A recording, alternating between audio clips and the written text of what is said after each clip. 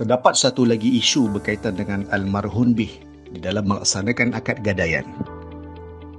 Isu tersebut adalah berkaitan dengan keutamaan untuk melaksanakan dua akad yang bergandingan antara satu dengan yang lainnya.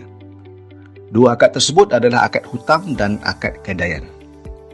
Seperti sedia maklum, hutang adalah sebab mengapa akad gadaian terjadi.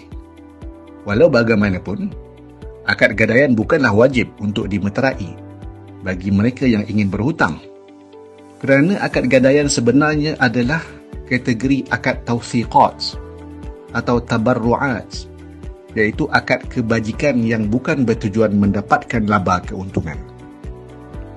Namun akad gadaian juga penting untuk mengukuhkan komitmen dan janji peminjam dalam membayar hutang balik kepada pemberi hutang.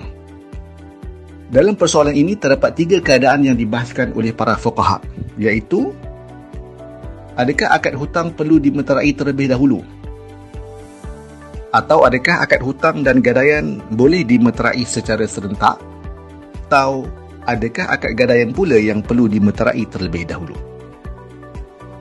Bagi situasi pertama, mazhab Hanafi, mazhab Maliki dan Abu Al-Khattab dari fuqaha dari mazhab Hanbali berpendapat bahawa akad gadaian adalah sah jika hutang dimuktamadkan terlebih dahulu. Berdasarkan firman Allah Subhanahu wa taala, A'udzubillahi minasyaitonirrajim, wa in kuntum 'ala safarin wa lam tajidu katiban farihanun maqbudah. Dan jika kamu berada dalam musafir, lalu kamu berhutang sedang kamu tidak mendapati juru tulis, maka hendaklah diadakan barang gadaian untuk dipegang oleh yang memberi hutang. Ayat di atas menunjukkan bahawa barang gadaian boleh menggantikan penulis jika ketiadaannya.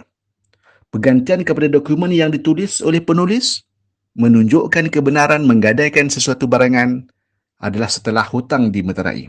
Seperti mana firman Allah dalam ayat sebelumnya, Ya ayyuhalladzina amanu idza tadayantum bidainin ila ajalin musamma faktubuh. Wahai orang-orang yang beriman, apabila kamu menjalankan sesuatu urusan dengan hutang piutang yang diberi tempoh hingga ke masa yang tertentu, maka hendaklah kamu menulis hutang dan masa bayarannya. Untuk situasi kedua pula, iaitu akad gadaian dan akad hutang berjalan serentak, dari mazhab Hanafi, Maliki, Syafi'i dan Hanbali membenarkan praktis keserentakan dalam kedua akad, iaitu keduanya berjalan serentak. Majoriti ulama' berpandangan penghutang tidak boleh dipaksa untuk menyerahkan barang gadaian kepada pemberi hutang bagi memelihara tujuan dan objektif akad gadaian yang harus kekal sebagai akad kebajikan atau tabarru'at. Sebagai contoh, penjual berkata, saya akan menjual rumah saya kepada anda dengan harga RM100,000 dalam beberapa tahun jika anda menggadaikan kebun anda kepada saya. Dan pembeli berkata, saya terima. Bagi situasi ketiga pula, di mana akad gadaian dimeterai terlebih dahulu, maka mazhab Hanafi, mazhab Maliki dan satu riwayat daripada Syafi'i dan juga satu pandangan yang diberikan oleh Abu Al-Khattab dari mazhab Hanbali membenarkan praktis untuk akad gadaian dimeterai terlebih dahulu. Mereka berpandangan jika barang gadaian terlebih dahulu dipegang oleh pemberi hutang, ia mungkin mengalami susut nilai, justru akan turut memberi implikasi kepada nilai hutang yang dijanjikan sebelum itu, di mana nilai hutang yang dijanji akan turut menurun. Jika itu berlaku, perbezaan antara susut nilai gadaian dan jumlah hutang yang dijanjikan perlu ditampung oleh pemberi hutang, maksudnya kemungkinan hutang tidak mampu ditampung oleh penjualan barang gadaian. Dan justru pemberi hutang akan kerugian. Oleh itu, sebagai jalan penyelesaiannya, akad gadaian perlu dimeterai sebelum memuktamadkan akad hutang.